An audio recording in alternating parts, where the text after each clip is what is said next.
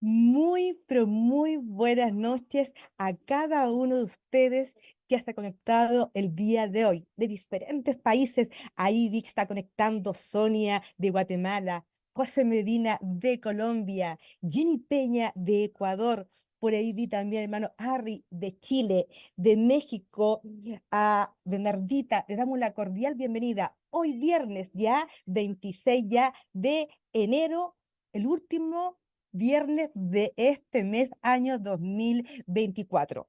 Mi nombre es Ter Jiménez de Sociedad Bíblica Chilena y con algunas sociedades bíblicas de Latinoamérica, Ecuador, Perú, Chile, Bolivia, Cuba, Uruguay, Venezuela, les damos la bienvenida a cada uno de ustedes. Bueno, como ya saben, todos los viernes tenemos recurso bíblico. Tienen que estar atentos ahí al final porque ahí puede salir usted bendecido con un gran premio que cada sociedad bíblica le va a otorgar. Por eso, en su fondo en su pantalla, poner el nombre de su país y su nombre para el recurso bíblico que al final vamos a mencionar, ¿ya? También al final vamos a tener un momento de preguntas y respuestas acerca del gran tema que vamos a tener el día de hoy. Bueno, hermano Marcelo, por ahí, levante su manito, ahí lo vi. Él va a ser el encargado, a él tienes que enviarle por chat las preguntas y él la va a estar recibiendo, la va a estar ordenando para poder ayudarle, señor, al final, día de la tarde, para aclarar sus dudas, algunas inquietudes, interrogancias que puedan tener. Bueno, antes de empezar con este día, con la reflexión y presentar al gran exponente, los vamos a invitar a orar en cualquier lugar que se encuentra el día de hoy. A lo mejor va camino a su casa, está en su trabajo, algún lugar ahí de su casa. Bueno, le invito a orar. Padre nuestro que estás en los cielos, te damos las gracias por ya esta jornada, Señor, un día viernes, terminar ya muy tarde, Señor, pero aprendiendo de ti. Quiero que tú bendigas a cada hermano, a cada hermana que se ha conectado el día de hoy. Somos de diferentes países. Usted conoce sus vidas, Señor, sus anhelos, y te pido una bendición para cada uno de ellos. También quiero bendecir la vida de hoy a nuestro exponente, a nuestro profesor Josías Espinosa. Gracias por la vida de él. Pedimos tu bendición, tu sabiduría, que el día de hoy nos va a entregar una gran enseñanza. Te lo pedimos todo en el nombre de Jesús. Amén. Bueno, antes de comenzar, antes ya llegar al tema el día de hoy, que es Pablo y la ciudadanía del reino. Vamos a presentar y vamos a conocer un poquito más acerca a nuestro gran profesor, que también es parte de los diplomados que hace la Sociedad Bíblica Unida. Ahí le está llegando información durante la semana, porque pronto ya vienen los nuevos diplomados, claro, Antiguo Testamento y Educación Cristiana. El día de hoy él es de el profesor Espinosa Cárdenas. Él es de la ciudad de Lima, país Perú. Tiene diploma de teología por Instituto Bíblico Superior de la Asamblea de Dios del Perú. Diplomado de profesional en teología y convención en literatura bíblica por la Escuela Superior Seminario Bíblico Andino. Bachiller en ciencias teológicas de la Universidad Bíblica Latinoamericana de Costa Rica. Maestría en ciencias de la religión de la Universidad Nacional Mayor de San Marcos. Maestría en Sagrada Teología, Convención en Desarrollo Humano de la Facultad de Teología Pontificia Civil de Lima. Magíster en Teología Sistemática de la Universidad Evangélica Martin Luther King de Nicaragua. Conferencista y autor de diversas publicaciones. Profesor, bienvenido. Gracias por compartir nuevamente con nosotros. Le doy el paso. Buenas noches, que Dios les bendiga y es un honor para mí estar con ustedes y compartir este hermoso momento. Y también soy miembro del Consejo Directivo de Sociedades Bíblicas Peruanas, que lo llevo en mi corazón a las Sociedades Bíblicas Peruanas, que hemos estado muchos años junto con Pablo y con otros directores ejecutivos. Entonces voy a proseguir a dar la ponencia.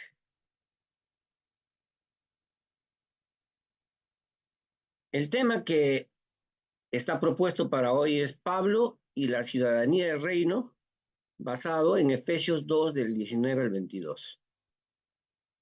En la Reina Valera, este hermoso texto lo leemos así, ¿no? Así que ya no sois extranjeros ni advenedizos, sino conciudadanos de los santos y miembros de la familia de Dios, edificados sobre el fundamento de los apóstoles y profetas, siendo la principal piedra de ángulo Jesucristo mismo, en quien todo el edificio bien coordinado va creciendo para ser un templo santo del Señor, en quien vosotros sois justamente edificados para morada de Dios en el Espíritu. Hermoso texto que lo hemos predicado y hemos estado muchos años, ¿no? En la TLA dice, por eso, ante Dios, ustedes ya no son extranjeros. Al contrario, ahora forman parte del pueblo y tienen todos los derechos, ahora son la familia de Dios. Esto nomás. Y ahora, introducción al apóstol Pablo. Eh, Quería mencionar algunos datos relevantes de las ciencias bíblicas sobre el apóstol Pablo, ¿no?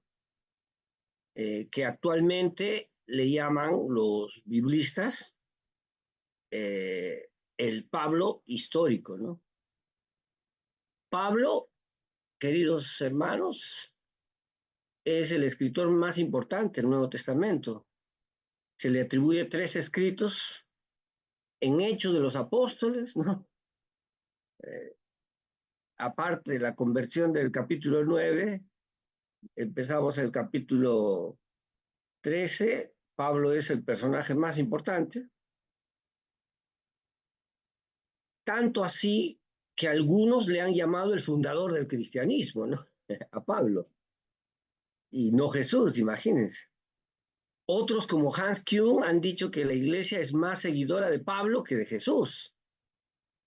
Sin embargo, Pablo se dice de sí mismo que es un discípulo de Jesús.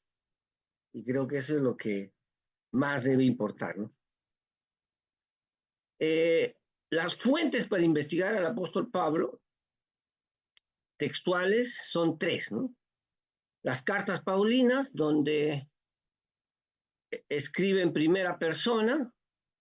Hay que notar que la inmensa mayoría de los investigadores de estas cartas separan en 2 tipos de cartas. Le llaman cartas auténticas y las no auténticas, que debaten mucho, sobre todo la escuela histórico-crítico. ¿No? Solamente para mencionarlo, para saber que existen gente que cree que Efesios, Colosenses, Timoteo, ¿no? No fue escrito por Pablo, sino por discípulos de Pablo que le llamaron la escuela paulina. La segunda fuente es la primera historia de la iglesia cristiana, que está en los Hechos de los Apóstoles. A partir del capítulo 9 y a partir del 11 desempeña un papel crucial, ¿no? Y actualmente también los que están en la búsqueda del Pablo histórico toman en cuenta a los Hechos Apócrifos de Pablo, que ha sido editado en español por la Biblioteca de Autores Cristianos en 2 tomos, ¿no? Y en uno de ellos está, pues, los Hechos Apócrifos de Pablo. Las fuentes posteriores para investigar a Pablo son 2 de Pedro 3, 15 al 16, en los padres de la iglesia, Clemente de Roma, que habla de Pablo, Ignacio de Antioquía, en la carta a los cristianos de Éfeso, también habla del apóstol Pablo. Segundo asunto importante en esta introducción. Pablo, hombre de 3 culturas, ¿no? Es un judío de la diáspora, no es un judío de Jerusalén, de Galilea, es un judío de la diáspora, de Tarso. Es un ciudadano romano, que es lo que nos atañe en esta conferencia, y conoce la cultura griega, que está muy vinculada a la ciudadanía romana. Así que Pablo, según el profesor Antonio Piñero, Pablo, en este libro, Guía para entender a Pablo de Tarso, dice, ¿no? El sustrato asirio-babilónico como fondo de la concepción veterotestamentaria, dice que Pablo tiene ese sustrato, dice que tiene la cosmovisión apocalíptica del fin de los tiempos y el mundo de la misteriosofía y la salvación, o sea, el platonismo y la ética estoica, y la teología de la restauración de Israel y la incorporación de los paganos a Israel. Es un, como dicen los biblistas, un universalista, ¿no? Ahora les quiero dar unas pinceladas de la vida del apóstol Pablo, que nos puede ayudar sobre todo en las últimas investigaciones, ¿no?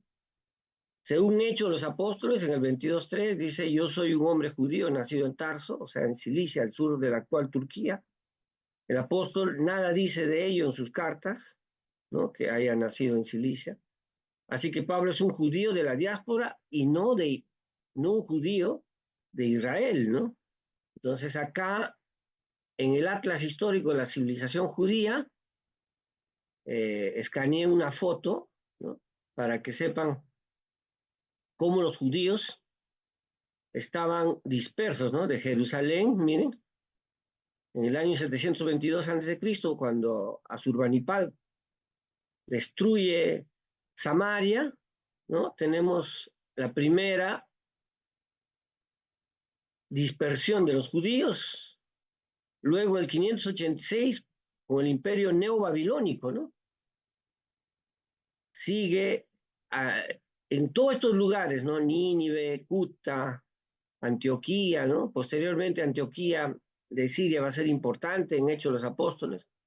Y las dispersiones judías tras la revuelta contra los persas, el 359 a 338 empiezan mucho más lejos todavía. Pero para la época del siglo I, las comunidades judías en el siglo I están en todo el imperio romano, miren, wow. En todos estos puntos, los judíos, los historiadores judíos han encontrado comunidades judías. Wow. O sea, en Roma, en Hispania, en Galia, en Britania, en Oriente, en Egipto, en Libia, en Trípoli, en Mauritania, santo Dios. Comunidad, y una de las comunidades más grandes en Alejandrina, ¿no? No sé si ustedes han escuchado, por ejemplo, hablar de eh, que algunos judíos también estaban en Londres, por ejemplo, en el siglo I. Wow. Bueno, un dato histórico preciso que tenemos es que, según Hechos 18:2, se le acusa a Pablo del escándalo de orden público o bien de actuar contra la Lex Julia de Collegis, que se prohíbe a reuniones no autorizadas. Sabemos por una inscripción hallada en Corinto que Galión fue procónsul de Acaya, muy probablemente entre junio del 51 y mayo del 52. Por tanto, Pablo estaba en Corinto en esa fecha, ¿no? Ese es el dato histórico más preciso que se tiene. En resumen, Pablo nació en Tarso, su padre fue ciudadano romano y Pablo también lo fue. Asimismo, Pablo nació en el seno de una familia en la que la piedad era hereditaria y muy ligada a las tradiciones y observancias farisaicas. El apóstol Pablo, dado que pertenecía a la tribu de Benjamín, se le dio el nombre de Saulo, Saúl, que era común de esa tribu en memoria del primer rey de los judíos, en tanto que como ciudadano romano llevaba también el nombre latino de Paulo. Para los judíos de aquel tiempo era bastante usual tener dos nombres, uno hebreo y otro latino o griego, entre los que existía a menudo una cierta consonancia y una yuxtaposición en el mismo uso, ¿no? Como lo hace Lucas.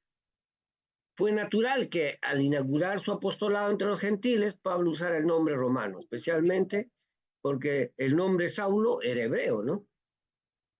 Puesto que todo judío que se respetase había de enseñar a su hijo un oficio, el joven Saulo aprendió a hacer tiendas de lona, más bien a hacer lona de las tiendas, ¿no? Entonces ahí era muy joven cuando fue enviado a Jerusalén para recibir la buena educación de la escuela de Gamaliel, ¿no? Eso se llama Bet Midrash en el siglo I, ¿no? El Bet Sefer, por ejemplo, Jesús fue a un Bet Sefer, ¿no? Los sábados, también Pablo, pero ya a los 10, 15 años, algunos viajaron a Jerusalén al Bet Midrash, a la casa de interpretación, y en este caso de la escuela de Hillel, porque Gamaliel era de la escuela de Hillel. A partir de este momento resulta imposible seguir su pista hasta que tomó parte en el martirio de Esteban. En ese momento se le califica de joven, pero esta era una apelación elástica que bien podía aplicarse a cualquiera entre 20 y 40 años. Y sobre el tema de la formación de Pablo, se ha discutido si el apóstol siguió la enseñanza superior griega y si recibió una formación de los autores clásicos. Por la Biblia conocemos que tenía información de la filosofía griega, ¿no? Por ejemplo, en 1 Corintios 15:33 parece citar expresamente a Menandro. En Hechos 17:28 a Epímenes de Nosos, de Creta, y que era un filósofo poeta del siglo VI a.C., y sobre todo a Árato, de Sicilia, de su obra Fenómenos y otros, ¿no? Por lo tanto, conocía.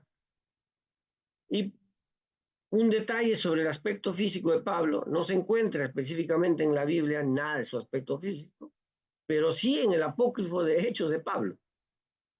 Dice así en el texto de Pablo y Tecla: Pablo, hombre pequeño de estatura, calvo, de piernas arqueadas, vigoroso, cejijunto, de nariz un tanto sobresaliente, lleno de gracia, unas veces parecía hombre, otras veces tenía rostro de ángel.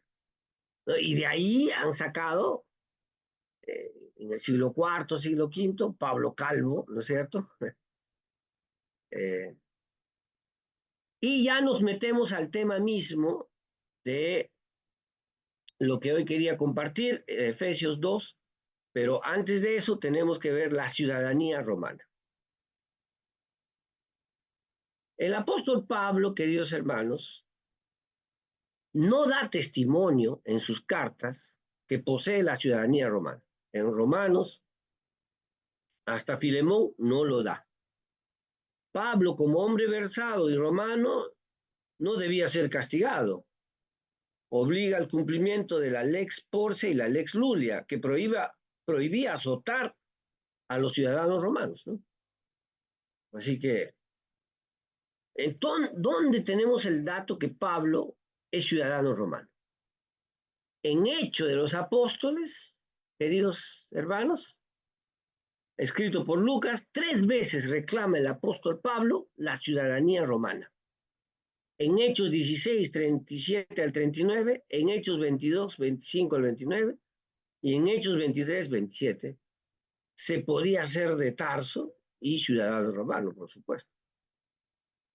Los autores modernos cuestionan la ciudadanía romana porque Pablo sufrió muchos castigos, como cárceles, azotes, apedreamientos, que por ejemplo están descritos en Filipenses 3, en 2 Corintios 11, 24 y siguientes versículos, ya que no se podía ejecutar esas azotes, cárceles, apedreamientos a un ciudadano romano. Entonces algunos dicen que no era ciudadano romano. El provocatio ad Caesarium, o exigencia que cualquier proceso en el tribunal de una provincia sea llevado al Tribunal Imperial de la Metrópolis de Roma, se encuentra en Hechos 25, 10 al 12. Lo conocemos como la apelación al César, ¿no? Sin embargo, según los especialistas, podían apelar los ciudadanos romanos y los habitantes libres del imperio. ¿no? Y para que ustedes distingan eso, puse acá para que entiendan, acá están los ciudadanos romanos y los no ciudadanos, habían hombres libres. Así que los hombres libres también podían apelar, los libertos también, pero los esclavos no, y las mujeres libres tampoco, ¿no? Entonces eso tendrían que tomar en cuenta. Sin embargo, queridos hermanos, hay varios aspectos de la vida del apóstol Pablo para escribir que era un ciudadano romano urbanita del imperio. ¿Cuáles son estas características? La cultura griega natal en Tarso, habían muchos ciudadanos romanos ahí. Tarso se caracterizaba por su devoción a la retórica, a las artes y las letras. Así que ahí se puede expresar su ciudadanía romana. Su psicología de ciudadano y el talante universalista como ciudadano de un mundo amplio. Su llamado de perseguidor de la iglesia como fariseo celoso y su fuerte anhelo de cumplir la misión de extender el evangelio a los gentiles, ¿no? Nos hace pensar que es ciudadano romano. Los componentes sociológicos y religiosos de Pablo confirman una mentalidad urbana y universalista que se diferencia de los cristianos de Galilea y rural, por ejemplo, los discípulos de Jesús y Jesús. Los biblistas modernos han negado la ciudadanía romana, pero la búsqueda del Pablo histórico ha mostrado que Pablo era un ciudadano romano y que su discípulo Lucas lo muestra con evidencias historiográficas en Hechos de los Apóstoles.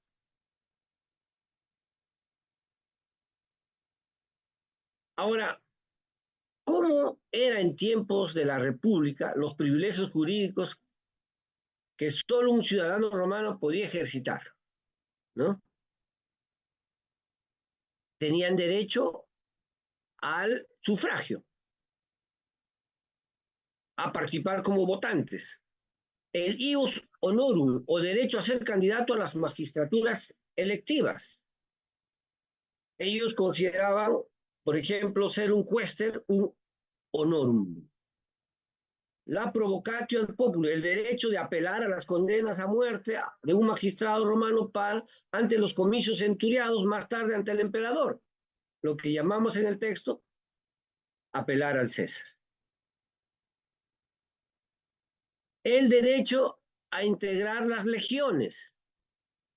Ningún ciudadano romano podía ser sometido a tormentos en juicio y a condena de muerte, solo podía aplicarse en casos de crímenes de lesa majestad, o sea, contra el emperador.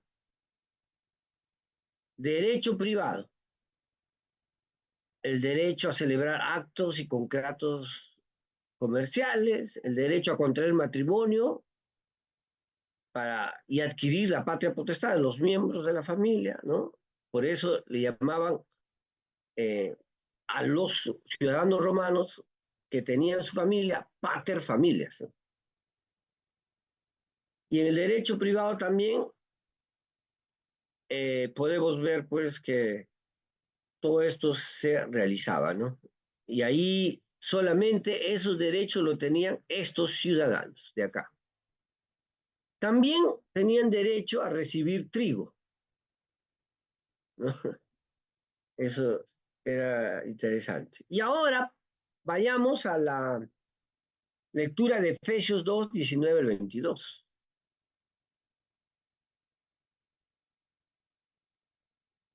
Que su contexto general es del 11 al 22, ¿no? Que en la Reina Valera así se llama reconciliación por medio de la cruz. Y leamos el verso 11 y 12 y luego el 19. Por tanto, acordaos que en otro tiempo, vosotros los gentiles en cuanto a la carne, era llamado incircuncisión por la llamada circuncisión hecha con mano de carne. En aquel tiempo estabais sin Cristo, alejados de la ciudadanía de Israel y ajenos a los pactos de la promesa, sin esperanza y sin Dios en el mundo, ¿eh? Pero ahora en Cristo Jesús, vosotros que en otro tiempo estabais lejos, habéis sido hechos cercanos a la sangre por la sangre de Cristo, ¿no? Esa es la teología universalista de Pablo. Por él, porque él es nuestra paz, que de ambos pueblos hizo uno, derribando la pared intermedia de separación, ¿no? O sea, de judíos y gentiles, aboliendo en su carne las enemistades. La ley de los mandamientos se expresaba por ordenanza para crear en sí mismo las de los dos uno solo y un nuevo hombre haciendo la paz. Y mediante la cruz reconciliar con Dios a ambos en un solo cuerpo, matando en ella las enemistades. Qué hermoso texto. Y leamos esta partecita de Efesios 2, 19 al 22 en la Reina Valera. Así que ya no sois extranjeros, ¿no? O sea, en griego, senoi, ni advenedizos, en griego, paroikoi, sino conciudadanos de los santos. ¡Wow! Y miembros de la familia de Dios, edificados sobre el fundamento de los apóstoles y profetas, siendo la principal piedra del ángulo Jesucristo mismo, en quien todo el edificio bien coordinado va creciendo para un templo santo en el Señor, a quien vosotros también sois justamente edificados para morada de Dios en el Espíritu. Hermoso texto eclesiológico, y aquí les presento mis comentarios de este texto. Efesios 2, del 19 al 22, expone lo que significa la obra de paz de Cristo, ¿no? Que por su sangre, los gentiles y los judíos ahora pertenecen a la familia de Dios. Y según el texto, el contexto de la perícopa, que es del 2.19 al 20, del 2.11 al 19, desarrolla así lo que había expuesto en el verso 18 y también en el verso 13. Les hago recordar del verso 18. Dice así: porque por medio de él, los unos y los otros tenemos una entrada por el mismo Espíritu al Padre. Y el 13, pero ahora en Cristo Jesús, vosotros que en otro tiempo estabais lejos, habéis sido hechos cercanos por la sangre de Cristo. Tremendo texto. Y haciendo ver quiénes son los que antes habían sido paganos, ahora los gentiles que reciben a Cristo pertenecen a este edificio de Cristo y son ciudadanos, ¿no? Y esa imagen de ciudadanía debe estar sacándolo del Imperio Romano. La eclesía es este edificio, como la iglesia concreta en la tierra, integrada por judíos y gentiles. En su realidad, en realidad es el edificio celestial. Solo Dios puede hacer esa obra, imagínense. 4, recogiendo y sobrepasando conceptos, ¿no? Del verso 2 y 13, se acentúa que los que fueron antes gentiles no son ya excluidos de la ciudadanía, en griego de la polieiais, y ya no son extranjeros, ya no son xenoi. De ahí viene incluso la palabra xenófonos, ¿no? Los que odian a alguien por su patria. Ya no son extranjeros, ya no son xenoi. El extranjero, quinto, es el que no es ciudadano del país. En Hebreos 11:13 dice así, ¿no? Y confesando que eran extranjeros y peregrinos sobre la tierra, y en Hechos 17:21, y los extranjeros ahí residentes no hacían otra cosa que oír cosas nuevas, ¿no? En Hebreos aparece extranjero, mire, senoi, y peregrino también se traduce en otras versiones, forastero o paroicos. El extranjero, senoi, no tiene tierra, es un excluido total. Pero el forastero o advenedizo, el paroicos, es también extranjero y no ciudadano. pero goza de ciertos derechos y habita en la polis, amparado por los ciudadanos. Qué hermoso, ¿eh? Este término, paroicos, aparece en 1 Pedro 2:11, ¿no? Cuando dice, amados, yo ruego como a extranjeros y peregrinos, ¿no? Ahí está, paroicos y peregrinos, que os abstengáis de los deseos carnales que batallan contra el alma. Estas variantes en griego debemos distinguir y no mezclarlos con el texto paulino. Porque acá, miren, extranjero es paroicos. En cambio, en el apóstol Pablo, extranjero es senoi. Y para eso hay que hacer una exégesis diferente, específicamente en Pedro, por si acaso. Haciendo una comparación, ¿no?, de esta palabra advenedizo, les aconsejo que puedan ver en Juan March Conferencias, esta conferencia del profesor Francisco Pina Polo, Cicerón, triunfo y frustración de un advenedizo, ¿no? De Marco Tulio Cicerón, que nació en Arpino y murió en Formia. Cicerón, que era un homo novus o advenedizo, comenzó su carrera como cuéstor en Sicilia, ¿no? Así se iniciaba la carrera política en Roma, como cuéstor. Duraba un año y no te pagaban ni un sol. Y a su llegada a Roma fue edil, que es otro cargo, pero no puede ser edil sin ser cuéstor. Y luego ascendió a pretor. Y por último, el cargo más grande, siendo un advenedizo, a cónsul. Tras alcanzar la gloria con la obtención del consulado, fue acusado de ser un tirano y tuvo que exiliarse en Grecia durante un año y medio, ¿no? Los últimos intentos de Cicerón de defender la República Romana en sus discursos de las Filipas finalizaron con su condena a muerte y posteriormente asesinato por unos esbirros o mandados de Marco Antonio, ¿no?, como resultado de la instauración del gobierno del triunvirato del lépido Marco Antonio y el joven Julio César. Y posteriormente, Julio César va prácticamente a delegar el imperio a Augusto, que está citado en Lucas capítulo 3, verso 1, cuando nuestro Señor Jesús nació. Y ahí inicia el imperio, ¿no? Pero fíjense que el mismo Cicerón era un advenedizo. Qué tremendo, ¿no? ¿Y qué trata de decir el texto bíblico? Mira, que nosotros no somos extranjeros, que un extranjero es el que no tiene ningún derecho a nada, pero tampoco somos advenedizos, un paroicos, un forastero que tiene ciertos derechos, que como Cicerón hasta llegó a ser pretor y todo. No, nosotros somos ciudadanos del reino, ¿no? Ni siquiera advenedizos. Ahora se ha pasado de la condición anterior de no tener patria, en efecto son conciudadanos de los santos. Los biblistas han debatido a quiénes se refiere el texto al hablar de los santos, ¿no?, que en griego es agión.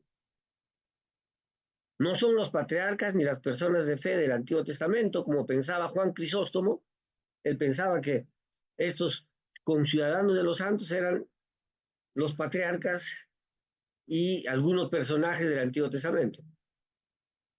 Algunos comentaristas piensan que no son los creyentes, ¿no?, acentuando unas veces que se trata de los creyentes de Israel o de los cristianos en general. Sin embargo, el paralelismo, miembros de la familia de Dios, señala, según los exégetas, uno, que podría ser los ángeles, y dos, los justos perfectos, de los que ya se había hablado en Efesios 1:18, cuando dice alumbrando los ojos de vuestro entendimiento, para que sepáis cuál es la esperanza a que Él os ha llamado y cuál es la riqueza de la gloria de su herencia de los santos.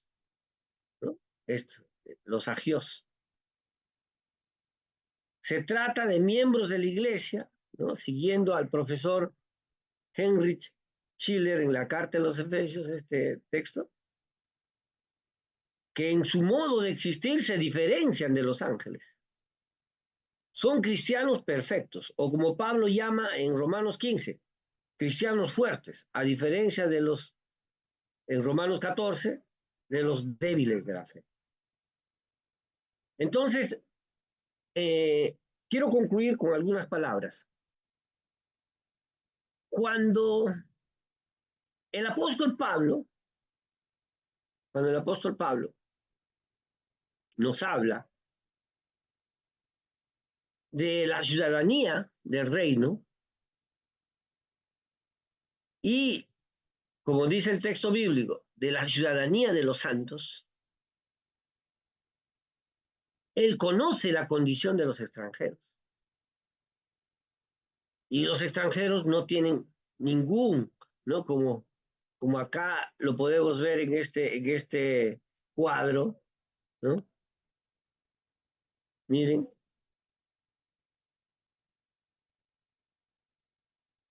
los extranjeros no tienen ningún derecho, ni son hombres libres, ni son libertos, son personas sin derechos. Y, en cambio, hay unos advenedizos que sí tienen derecho, como por ejemplo el advenedizo Cicerón, como les mostré acá, el homo novus, este hombre nuevo, ¿no? Su hermano le decía, cuando vayas a Roma, repítete, soy un advenedizo, soy un homo novus, no me baso a mi familia, a lo que antes han hecho mis familias, que eran senadores o que eran grandes magistrados, no. Pero este hombre, ¿no? Cicerón, llegó a ser un cónsul y el consulado era para toda la vida. Y llegó a tener grandes beneficios. Pero lo que Pablo dice, ni siquiera advenedizos somos, como Cicerón. Somos más que eso, conciudadanos de los santos. Y en ese sentido, esto también nos remite a perfeccionar nuestra fe, como dicen en Filipenses el apóstol Pablo, lo que Dios empezó, Él lo terminará. Y como dice la palabra de Dios, puesto nuestros ojos en el Señor, sigamos adelante para ser conciudadano de los santos. Qué hermoso texto de Efesios 2, que Pablo, conociendo lo que era un advenedizo, él dice, ni advenedizo con todo lo que llegó a hacer pues, no, nosotros somos conciudadanos de los santos. Qué bellísimo. Y con todos los derechos para poder ejercer nuestro cristianismo y nuestra fe en Cristo Jesús. Que Dios les bendiga y que esta enseñanza del apóstol Pablo nos anime, ¿no? A seguir adelante y a ser conciudadanos de los santos. Amén. Amén. Muchas gracias, profesor Josías. Excelente exposición. Bueno, se mencionó que el profesor Josías es parte del equipo de maestros de los diplomados que las sociedades bíblicas ofrece a toda la región. Y estamos cerca de iniciar nuevos diplomados. Las matrículas están abiertas. Si usted quiere más información, pues puede dirigirse a las direcciones, teléfonos, WhatsApp que hemos compartido antes para obtener más información. pero están abiertas del Diplomado Antiguo Testamento. Está por iniciar ya el 3 de febrero. Así que no dude en consultar por más información. Educación Cristiana también el 3 de febrero y ser bendecido con toda esta enorme enseñanza que pueden ustedes recibir para su formación personal, crecimiento individual, crecimiento ministerial. ¿Sí? Muy bien, muchas gracias, profesor Josías. Tenemos algunas preguntas que queremos compartir para que usted nos pueda aclarar. La primera dice que considerando la particularidad de Pablo respecto a los demás apóstoles y autores bíblicos, referente a que él no camina con el Señor ni es testigo presencial, a sus antecedentes como perseguidor, a sus escritos que son más tempranos que la mayoría de los evangelios canónicos, y a sus marcadas diferencias con líderes como Pedro y Bernabé y con varias iglesias que fundó. ¿Cómo identificar la particularidad del éxito y alcance de su mensaje universal, considerando que además su teología rompe los paradigmas respecto a la aceptación de los gentiles?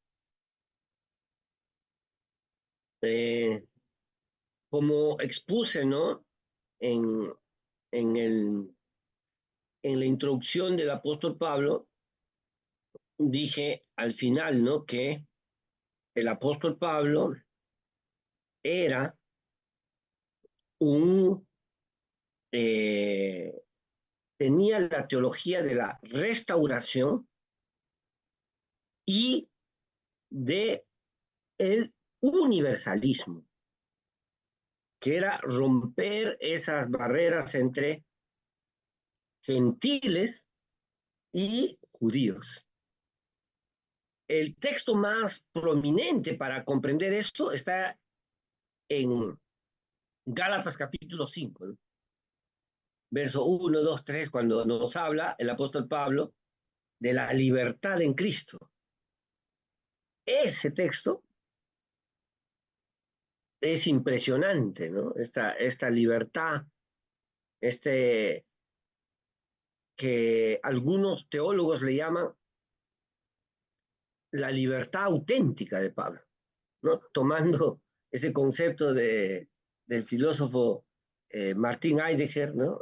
De la libertad inauténtica y la libertad auténtica. Pablo nos presenta, pues, una teología universalista y una teología de la restauración de Israel. Esa es su línea, y como dice Han Q, esa es la que ganó. ¿No? Y en la presentación yo les hice ver un libro que escribió, ¿no? Un profesor que justamente se llama el libro Los primeros cristianos urbanos, Wayne Smith. Los primeros cristianos urbanos, Wayne Smith. Ahí justamente el apóstol, el profesor Wayne Smith nos muestra, ¿no?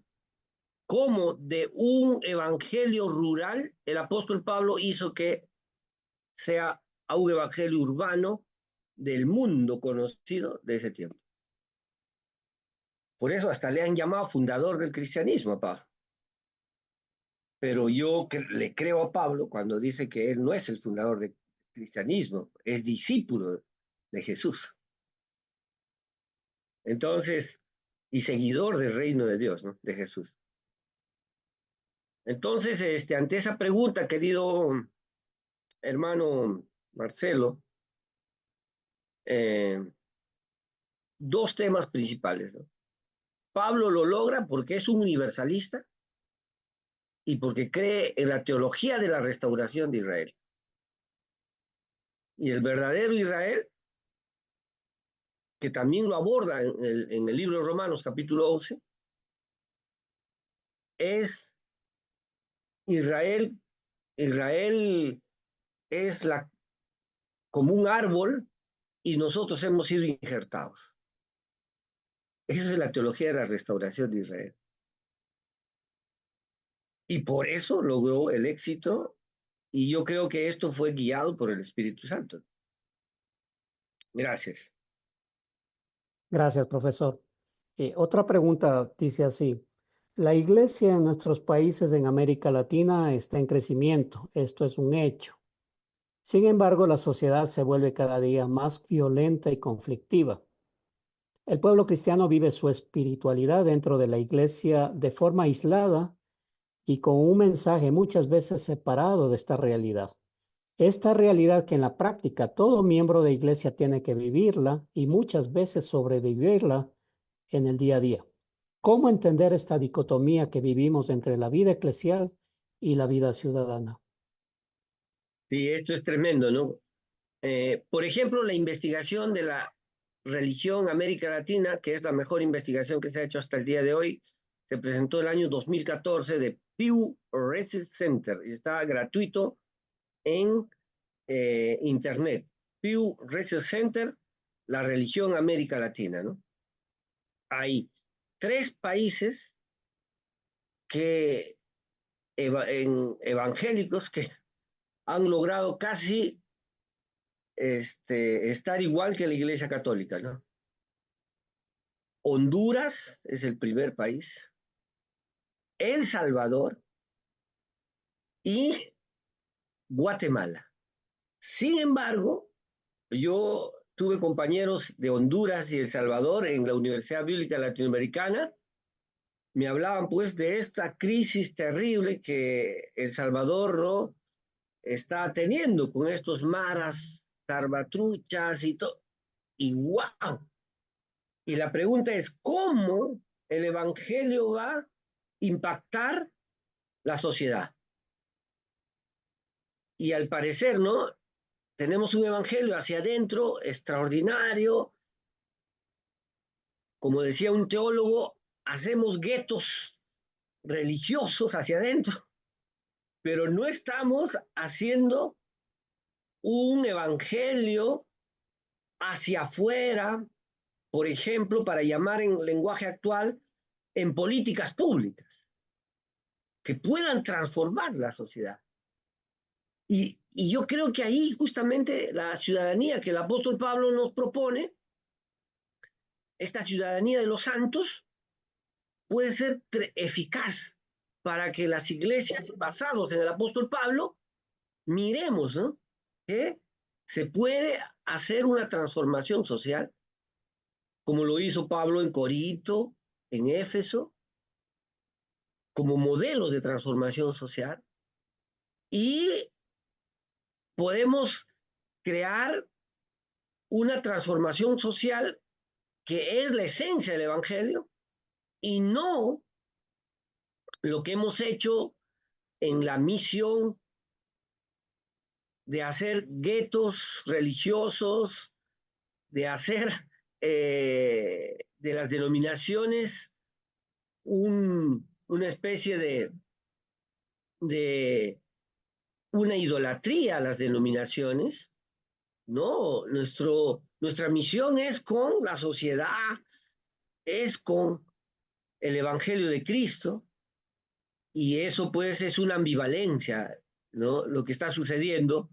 Tenemos grandes campañas, miles de convertidos, crecimiento exponencial, pero la sociedad no cambia, sigue igualito, y miremos lo que está pasando en Ecuador y lo que también en Perú ya se inició, ¿no? Entonces, apostemos por un evangelio de la ciudadanía del reino que pueda transformar la sociedad y que tiene fundamentos bíblicos en el apóstol Pablo. Entonces tendríamos que tener un evangelio diferente, ¿no? Eh, como una iglesia de puertas abiertas, como dijo Francisco, ¿no?, el Papa Francisco, una iglesia de puertas abiertas, que, que esté pues, leí un libro de un historiador sobre las primeras epidemias que pasaron en Roma y que ha sido estudiado, ¿no? Las primeras epidemias antoninas. Y él sostiene, profesor Roy, sostiene que el auge del cristianismo fue porque el cristianismo primitivo del siglo IV, siglo V, Por ejemplo, las epidemias, en vez de cerrar las iglesias, las abrieron para los enfermos. Y ellos mismos murieron con las epidemias, muchos. Pero esto impactó a la sociedad. Y a eso él le llama el auge del cristianismo, que es un auge de servicio a la sociedad. ¡Wow! ¡Qué tremendo!, ¿no? Gracias, profesor. Una última pregunta que ya la ha contestado en parte, pero solamente para puntualizar en lo que está solicitando este hermano. Dice, hemos visto en su exposición que en los tiempos de Pablo, la iglesia naciente tenía todo tipo de personas, incluyendo a ciudadanos con cargos de influencia e incidencia en la sociedad. Esa iglesia transformó la sociedad y se mantuvo e incidió en ella. ¿Desde qué ámbitos lo hizo? ¿Cómo lo lograron? ¿Dónde podemos nosotros encontrar recursos para estudiar e investigar en qué punto del camino dejamos de hacerlo? Eh, bueno, hay 3 recursos que ustedes pueden estudiar ese tema. Uno, en los cursos de historia de la teología, ¿no? Historia de la teología. En literatura evangélica existe, por ejemplo, los reformadores se interesaron en eso y escribieron varios libros, historia de la teología, historia del dogma, ¿no? Pero modernamente se han hecho mejores libros enormes sobre eso. Y cómo, ¿no? Cómo, por ejemplo, eh, las viudas de Primera de Timoteo capítulo 5, según las investigaciones actuales, se dedicaban en, en el siglo II, siglo III, siglo IV, llegaron a ser una especie de comunidad cristiana que se dedicaban a los niños expósitos. ¿Quién era un niño expósito en el siglo I? Yo me he dedicado muchísimos años a investigar la niñez en la Biblia. Los niños expósitos eran unos niños que los botaban a las calles. Nacían y los botaban a las calles, ¿no? Tenían unos dijes que se llamaban crepundia y los cristianos los recogían. Los criaban como cristianos y les decían hijos de Dios. Mire, ¿eso no es un evangelio de impacto a la sociedad? ¡Guau! ¡Qué tremendo!, ¿no? Y sabemos que los diáconos, ¿no?, que están ahí en Hechos capítulo 7, no solamente servían las mesas a los cristianos, sino también a los pobres. Y hoy ya no se habla de los pobres, se habla de los vulnerables, ¿no? Y hay muchos tipos de vulnerabilidades. Entonces, las iglesias debemos mirar a los vulnerables, a los pobres, a los niños, a las niñas, y crear un evangelio de una ciudadanía de reino más hermoso, ¿no? Y también, ante la última pregunta, pensaba, ¿no? Por ejemplo, cómo el ministerio del apóstol Pablo puedes tú verlo en los estudios. Hay unos estudios que se llaman Orígenes del Cristianismo, ¿no? Primero es Historia de los Dogmas. Segundo, Orígenes del Cristianismo. O también le llaman Cristianos Originarios. Hay una serie de especialistas, anótelo esa, Orígenes del Cristianismo o Cristianos Originarios, que estudian eso y estudian los hechos que la iglesia primitiva hizo con los pobres, en los padres de la iglesia, etcétera, y hay una cantidad de fuente para conocer. Y en tercer lugar, los que más han estudiado este tema es el método que se llama el mundo social de la Biblia. El mundo social de la Biblia, que ha publicado ya cerca de más de 48 tomos en la editorial Verbo Divino, la colección Ágora. Ahí, en ciertos libros, usted puede encontrar específicamente, por ejemplo, cuando se estudia a las mujeres en la iglesia primitiva, encontramos mucho de este trabajo. Entonces, es un honor para mí haber estado con ustedes. Que Dios les bendiga y como Pablo Gutiérrez sabe, que amamos las sociedades bíblicas peruanas y hemos pertenecido al Consejo Directivo y actualmente pertenezco al Consejo Directivo eh, y agradecemos a Dios por ese trabajo y gracias que también tengo la posibilidad de ser profesor porque me he dedicado muchos años a estudiar Biblia y teología.